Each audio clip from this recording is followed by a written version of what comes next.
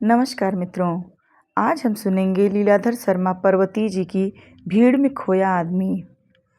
प्रस्तुत निबंध जनसंख्या वृद्धि और पर्यावरण प्रदूषण को ध्यान में रखकर लिखा गया है। मनुष्य यदि जनसंख्या वृद्धि पर नियंत्रण नहीं लगाएंगे तो वह दिन दूर नहीं जब हम सभी स्वयं इस भीड़ में और इससे उत्पन्न समस्याओं में पूरी तरह खो जाएंगे।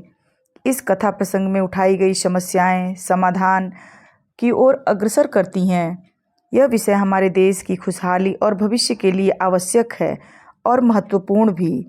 बाबू श्यामलाकांत के अनियोजित परिवार का लेखा जोखा हमें परिवार के सुखी और संपन्न होने की दिशा में सोचने पर मजबूर करता है। मेरे एक अभिन्न मित्र हैं बाबू श्यामलाकांत, सीधे साधे, परिश्रमी, ईमानदार, किंतु निजी जिंदगी में बड़े लापरवाह। उम्र में मुझसे छोटे हैं पर अपने घर में बच्चों की एक फौज खड़ी कर ली है। पिछली गर्मियों में मुझे उनकी लड़की के विवाह में सम्मिलित होने के लिए हरिद्वार जाना था। 15 दिन पहले आरक्षण के लिए स्टेशन पर गया तो वहाँ पहले से ही लोगों की लंबी कतार खड़ी थी। घंटों प्रतीक्षा के बाद मेरी बारी आई तो पता चला कि किसी भी गाड़ी में स्थान खाली नहीं है। जाना आवश्यक था, इसलिए मुझे बिना आरक्षण के ही निकलना पड़ा। जब गाड़ी आई तो क्या देखता हूँ कि उसके अंदर तिल रखने को भी जगह नहीं और प्लेटफॉर्म पर चढ़ने वालों की भीड़ ज़बरदस्त धक्कम धक्का करने में लगी है। मेरे पास सामान बहुत कम था, फिर भी कुली की सहायता लेनी पड़ी। यदि उसने खिड़की से मुझे भीतर न धकेला होता तो गाड़ी छूट जाती। लक्सर में मुझे गाड़ी बदलनी थी। किसी तरह खिड़की से बाहर कूदा तो क्या देखता हूँ, पूरी ट्रेन की छत यात्रियों से पटी पड़ी है। सोचता हूँ अपने प्राणों को भीषण संकट में डाल ट्रेन की छत पर यात्रा करने के लिए लोग क्यों मजबूर हुए। इन लोगों को रेल के नियम व्यवस्था और अनुशासन का ध्यान क्यों नहीं है। हरिद्वार स्टेशन पर श्यामलाकांत जी का बड़ा लड़का दीनानाथ मुझे लेने आया था। उसे अपनी पढ़ाई पूरी किए 2 वर्ष हो गए हैं, तभी से नौकरी की तलाश में भटक रहा है। मैंने पूछा, अब तो जगह जगह रोजगार कार्यालय खुल गए हैं, उनकी सहायता क्यों नहीं लेते। कहने लगा, चाचा जी वहाँ भी गया था। पूरे दिन लाइन में खड़ा रहने पर जब मेरी बारी आई तो अफसर बोला, भाई नाम तो तुम्हारा लिख लेता हूँ पर जल्दी नौकरी पाने की कोई आशा मत करना। तुम्हारी योग्यता के हजारों व्यक्ति पहले से इस कार्यालय में नाम दर्ज करा चुके हैं। मैं सोचने लगा, जब एक छोटे शहर का यह हाल है तो बड़े शहरों में बेरोजगारों की कितनी भीड़ भटक रही होगी। घर पहुंचा तो छोटे से मकान में सामान की ठूसम ठास और बच्चों की भीड़ देखकर मेरा दम घुटने लगा। मैंने श्यामला बाबू से पूछा, क्या तुम्हारे पास यही 2 कमरे हैं। वे बोले, क्या करूं मित्र, 2 वर्ष पहले इस शहर में आया था, तभी से मकान की तलाश में भटक रहा हूं।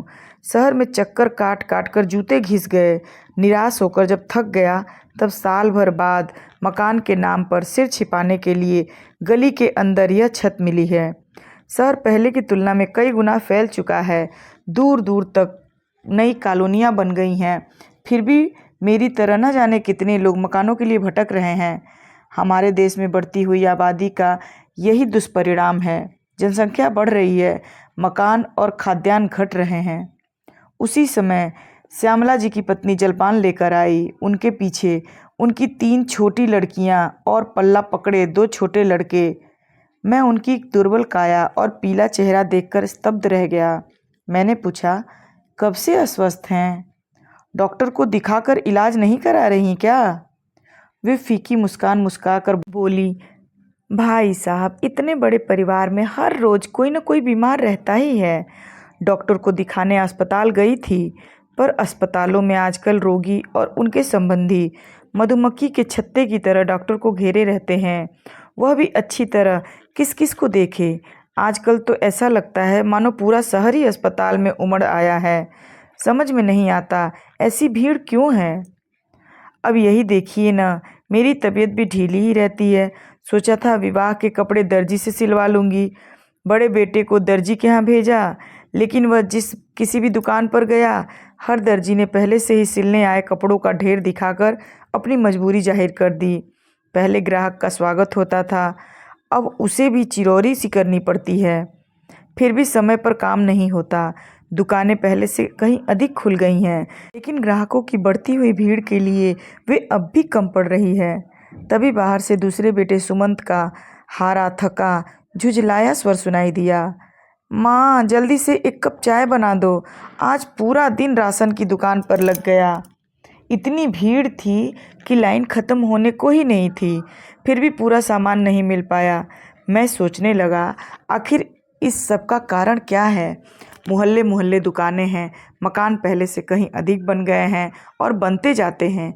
रोजगारों के अनेक रास्ते निकल आए हैं। रेलगाड़ियों और बसों की संख्या पहले से कहीं अधिक बढ़ गई है।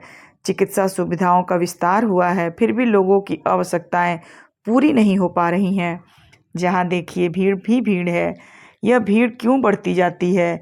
क्या आदमी स्वयं इसके लिए उत्तरदायी नहीं है? घर में बच्चों की भीड़ है। यह भीड़ भले ही हमें अच्छी लगती हो, लेकिन जब तक बच्चों का लालन पालन, रहन सहन, शिक्षा दीक्षा पूरी सुव्यवस्था से न हो, यह भीड़ दुखदाई बनती जाती है। अस्पताल में भीड़ क्यों है? क्या यह भीड़ किसी को सुहाती है? क्या कोई स्वेच्छा से अस्वस्थ होता है? नहीं, स्वयं कोई बीमार नहीं होना चाहता। बीमारी कुपोषण से, गंदे से, संकीर्ण मकानों के दूषित वातावरण से होती है। यदि सीमित परिवार हो, स्वच्छ जलवायु हो और खाने के लिए भरपूर भोजन सामग्री हो तो बीमारी से बचा जा सकता है। रेल बस में भीड़ का कारण भी बढ़ती हुई जनसंख्या है। देश के अनुशासन पर दुष्प्रभाव पड़ता है। सड़क पर दुर्घटनाएं होती हैं। सार्वजनिक स्थानों पर नियम और व्यवस्था का पालन नहीं होता। जिस काम के लिए आदमी दफ्तर, कचहरी, अस्पताल, स्टेशन आदि स्थानों पर जाता है, समय, शक्ति और धन व्यय करके भी वह कार्य सिद्ध नहीं हो पाता। वह स्वयं भीड़ में खो जाता है। भीड़ में खोया आदमी शायद यह तो समझ ही जाता है कि यह बढ़ती हुई जनसंख्या का परिणाम है। मुझे अपने मित्र श्यामलाकांत को अब इस भीड़ का रहस्य बताने की आवश्यकता नहीं है, क्योंकि वे स्वयं इस विपदा को झेल रहे हैं। ऐसा लगता है कि यदि समय रहते हमारा देश अब भी नहीं चेता और श्यामलाकांत बाबू की तरह परिवार बढ़ाता गया, तो वह दिन दूर नहीं जब वह स्वयं इस भीड़ में और इससे पैदा होने वाली समस्याओं में पूरी तरह खो जाएगा। आप सुन रहे थे भीड़ में खोया हुआ आदमी।